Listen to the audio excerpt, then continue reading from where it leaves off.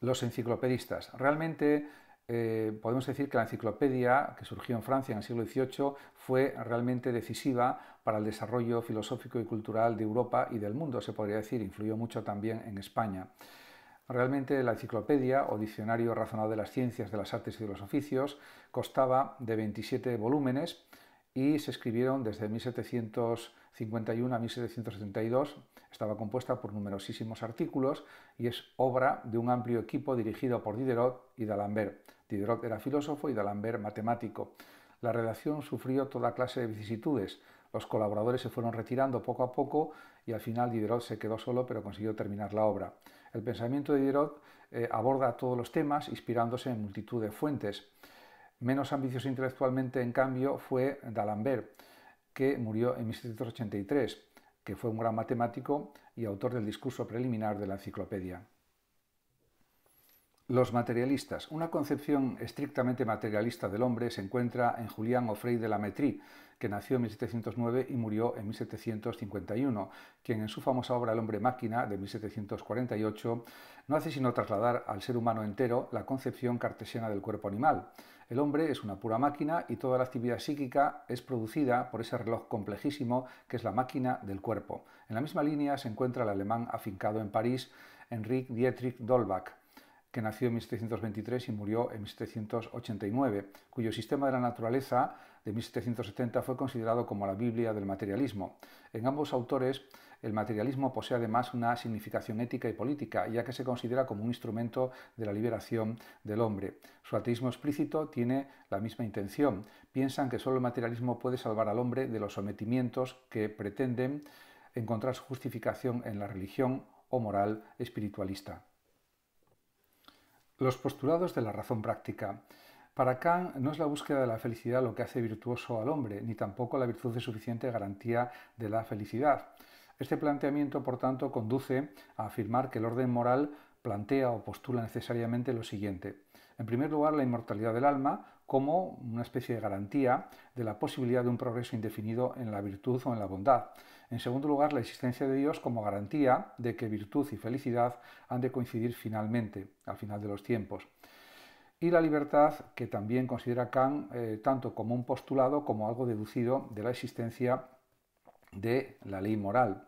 De hecho, escribe el propio Kant en la crítica de la razón práctica lo siguiente: por tanto, la razón práctica parece haber establecido firmemente verdades que la razón pura especulativa no puede llegar a conocer, sino únicamente a pensar. No hay aquí contradicción alguna. La razón práctica no consigue probar teóricamente nada ni tampoco llegar a un verdadero conocimiento. El entendimiento, según Kant, es la facultad de pensar el objeto dado en la intuición empírica, es decir, en el fenómeno. Como pensar es lo mismo que juzgar, también puede ser definido como la facultad de juzgar. La crítica del entendimiento consistirá, por tanto, en descubrir las formas a priori del entendimiento que hacen posible el pensamiento.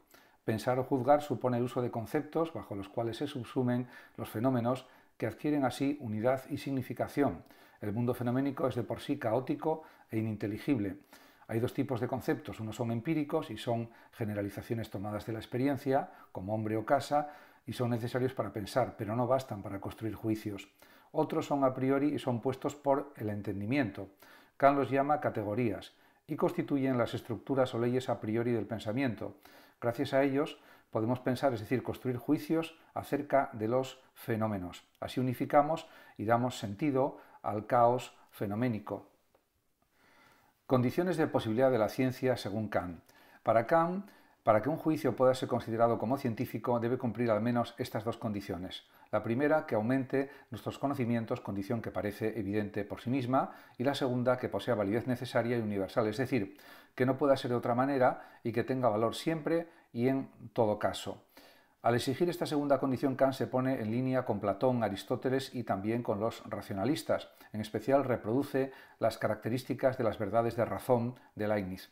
Ahora bien, un juicio que aumente nuestros conocimientos ha de ser un juicio sintético y su carácter de necesidad y universalidad no puede proceder de la experiencia.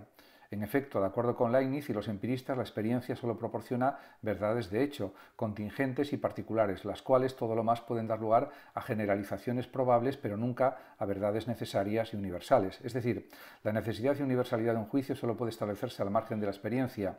o en otras palabras, a priori. Sensismo o sensualismo.